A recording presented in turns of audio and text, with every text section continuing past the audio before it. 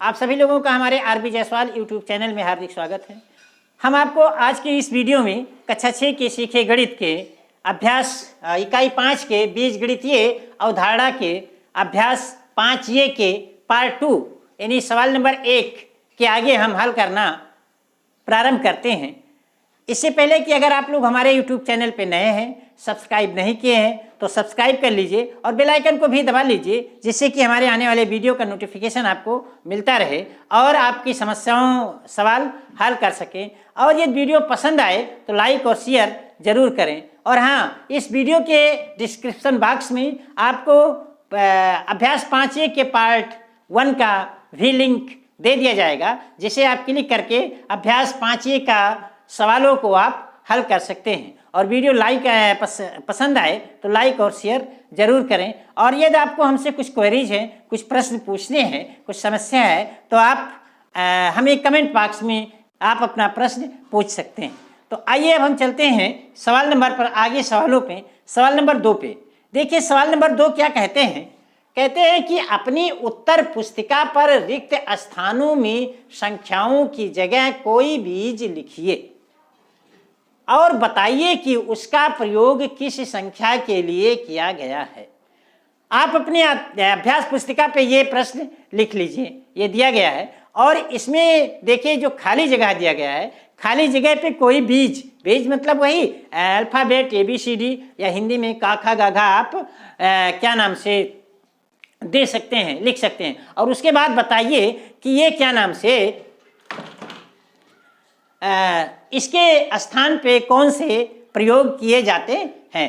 तो देखिए यहाँ प्रश्न देखिए, ये दिया गया है 12 धन 5 बराबर 17, 12 धन 5 बराबर 17। और उसके बीजे नीचे देखिए ये देखिए खाली बॉक्स दिया गया है और धन 5 और फिर बराबर 17। मतलब अब खाली जगह पर आपको कोई बीज लिखना है। तो चलिए इस खाली जगह पे हम कोई बीज यक्स लिख देते हैं।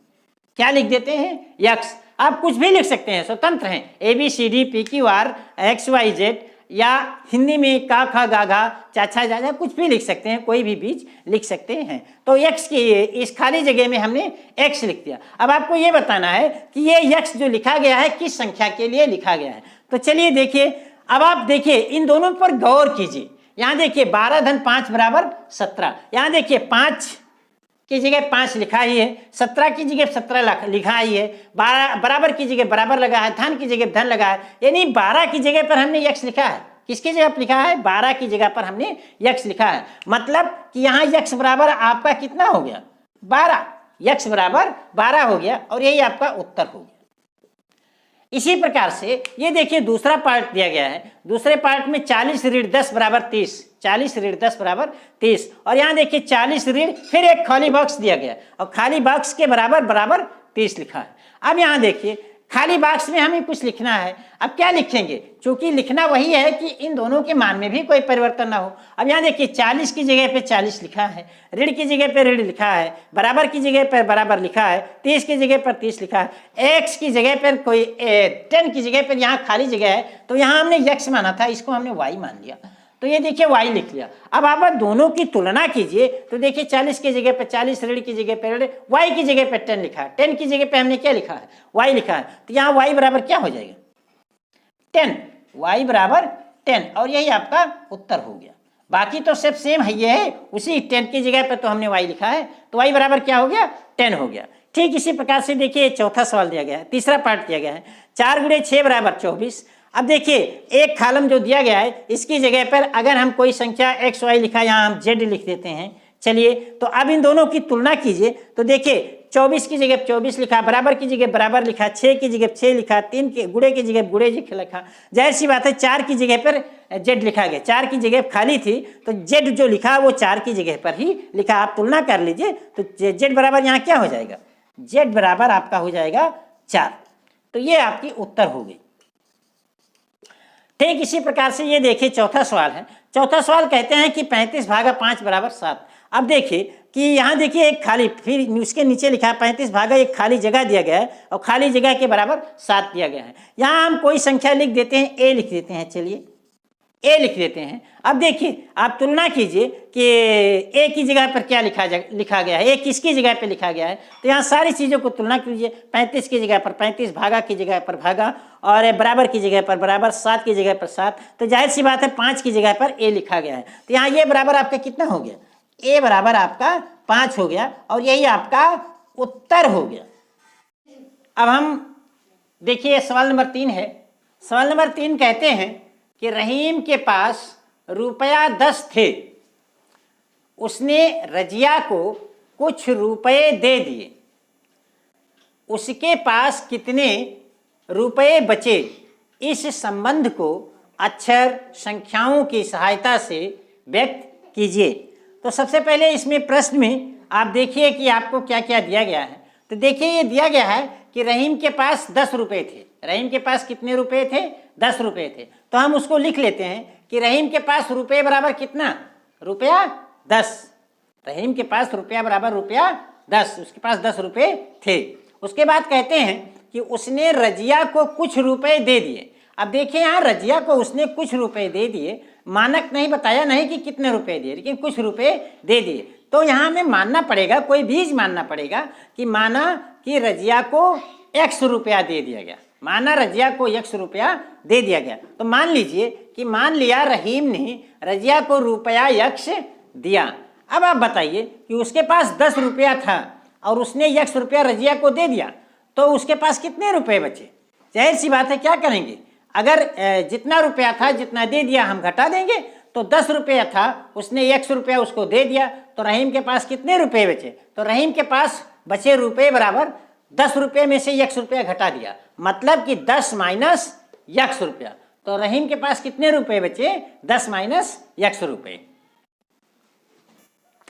देखिए सवाल नंबर 4 कहते हैं कि एक बगीचे में कुछ पेड़ थे, 50 पेड़ और लगा देने पर पेड़ों की कुल संख्या 120 हो गई। इस कथन को अक्षर और संख्या की सहायता से व्यक्त कीजिए। तो देखिए प्रश्न में सबसे पहले जो दिया गया है उसको हम लिख लेते हैं। ये कहते हैं कि एक बाग में कुछ पेड़ थे, पेड़ों की संख्या निश्चित नहीं है, कुछ पेड़ थे। तो हम मान लेते हैं संख्या x y z, कोई भी बीज, कोई भी अल्फाबेट, कोई भी बीजीय व्यंजक आप मान लेते हैं। तो हमने मान लिया कि बगीचे में पेड़ों की संख्या कितनी थी, x। बगीचे में पेड़ों की संख्या कितनी थी, x। उसके आगे कहते हैं कि 50 पेड़ और लगा दिए गए, 50 पेड़ और लगा दिए गए। तो लगाए गए पेड़ों की संख्या कितनी है, 50, मतलब 50 पेड़ और लगाए गए। तो लगाए गए पेड़ों की संख्या कितनी है, 50। फिर कहते हैं पेड़ों की संख्या 120 हो गई। तो बाग में कुल पेड़ों की संख्या कितनी हो गई, 120 हो गई। तो अगर इसे हम संख्या और अक्षर की मदद से व्यक्त करेंगे तो देखिए पहले से x पेड़ उसमें थे, उसमें हम 50 पेड़ लगा दिए, तो कुल पेड़ों की संख्या कितनी हो गई, x धन 50। पहले से उसमें x पेड़ थे और उसमें 50 पेड़ और लगा दिए गए, तो इसके हिसाब से कुल पेड़ों की संख्या कितनी हो गई, x धन 50। लेकिन ये कहते हैं कि लगाने के बाद हमको 120 पेड़ मिल गए, इसका मतलब कि x धन 50 बराबर 120, और यही बीजीय व्यंजक हो गया। यही आपका उत्तर। नंबर 5 कहते हैं कि अक्षर यन और यम के प्रत्येक प्रतिरूप को तीलियों से बनाने के लिए आवश्यक तीलियों की संख्या के लिए नियम ज्ञात कीजिए। नियम लिखने के लिए एक चर का प्रयोग कीजिए। देखिए अक्षर यन और यम को हम माचिस की तीलियों की सहायता से बनाना है, और उसको बनाने के लिए आवश्यक तीलियों की संख्या के लिए एक नियम आपको बनाना है। और कहते हैं कि नियम लिखने के लिए एक चर का उपयोग कीजिए। तो अब देखिए कुछ तीलियां आप रख लीजिए और कुछ तीलियों की तरह से पहले हम यन बनाते हैं। अब देखिए यन बनाने के लिए आपको कितनी तीली की जरूरत होगी। एक तीली आपने ऐसे खड़ा रखा, दूसरी तीली आपने ऐसे रखा, और तीसरी तीली आपने ऐसे रखा। इस प्रकार आप देख रहे हैं कि एक यन बनाने के लिए कितनी तीली लगी, 3 तीली लगी। कितनी लगी, 3। इसी प्रकार से एक यन और अगर और बनाना हो तो यहाँ भी हमको 3 तीली लगेगी, मतलब कि 2 यन अगर बनाना हो तो 2 गुणे 3 मतलब 6 तीली लगेगी। और इसी तरह से एक यन अगर और बनाना हो तो चलिए एक यन हम यहाँ बनाएं। इस यन को बनाने के लिए एक यन और बनाना तो 3 तीली और बढ़ गई, मतलब कि 3 यन बनाने के लिए 3 गुणे 3 यानी 9 तीली की जरूरत पड़ी। ठीक समझ गए ना।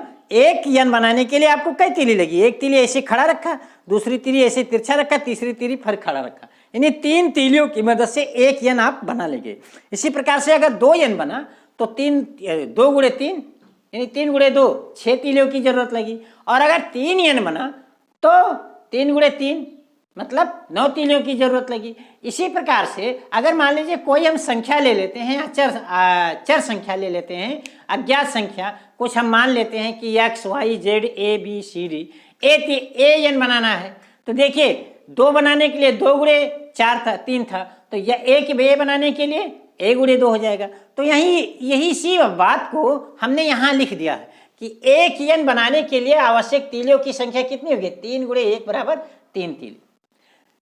2 n बनाने के लिए आवश्यक तीलियों की संख्या कितनी हो गई भाई, 3 गुणे 2 हो गए बराबर 6 तीली हो गई। 3 n बनाने के लिए आवश्यक तीलियों की संख्या कितनी हो गई, 3 गुणे 3 बराबर 9 हो गई। और इसी प्रकार से अगर आगे बढ़ते जाएं, हम कोई एक अचर राशि चर राशि ले लेते हैं, अल्फाबेट ले लेते हैं, यन कितना यन बनाने के लिए कितनी तीलियों की संख्या होगी। तो देखिए जब एक यन बनाया तो 3 में 1 से गुणा किया, 2 यन बनाया तो 3 में 2 से गुणा किया, 3 यन बनाया तो 3 में 3 से गुणा किया, और जब यन बनाना है तो 3 में हम यन से गुणा करेंगे, मतलब 3 गुणे यन और बराबर 3 यन तीली लगेंगे। ठीक इसी प्रकार से जब हमको यम बनाना है, अब की बार क्या बनाना है यम, तो यम बनाने के लिए आपको देखिए कितनी तीली लगी, एक तीली यहाँ लगी, एक तीली यहाँ लगी, एक तीली यहाँ लगी और एक तीली यहाँ लगी, मतलब आपको 4 तीलियाँ लगी। कितनी तीलियाँ लगी, 4 तीलियाँ लगी। तो एक यम बनाने के लिए आपको 4 तीलियाँ लगी। तो अगर एक यम और 2 यम बनाना हो तो 2 यम बनाने के लिए कितनी तीलियाँ लगेगी,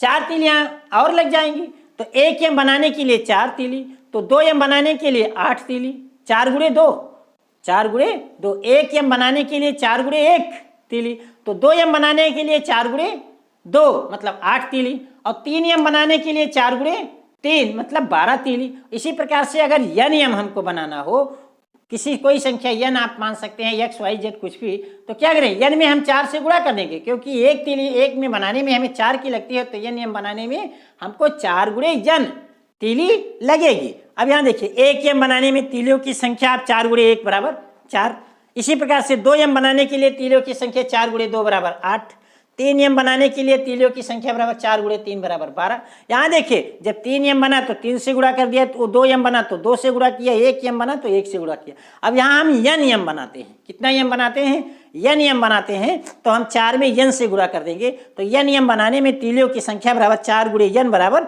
4 यन तीली। तो इस प्रकार से आपका ये देखिए यन बनाने में यन बनने में ये आपका सूत्र हो गया। यन का मान आप 1 2 3 4 5 6 100 कोई भी पूर्णांक रख सकते हैं, यहाँ भी यन कोई भी पूर्णांक रख सकते हैं। अगर 50 यम बनाना हो तो 50 गुणे 4 इतनी तीलियों की आपको जरूरत होगी। इस प्रकार से आपका ये अभ्यास 5 खत्म हो गया, और इस वीडियो के डिस्क्रिप्शन बॉक्स में आपको पार्ट 1 का भी लिंक दे दिया जाएगा, जिसे क्लिक करके पार्ट 1 भी देख सकते हैं। और इसी के साथ अब हम आपके साथ अगले वीडियो में अगले अभ्यास के साथ मिलेंगे। तब तक के लिए धन्यवाद।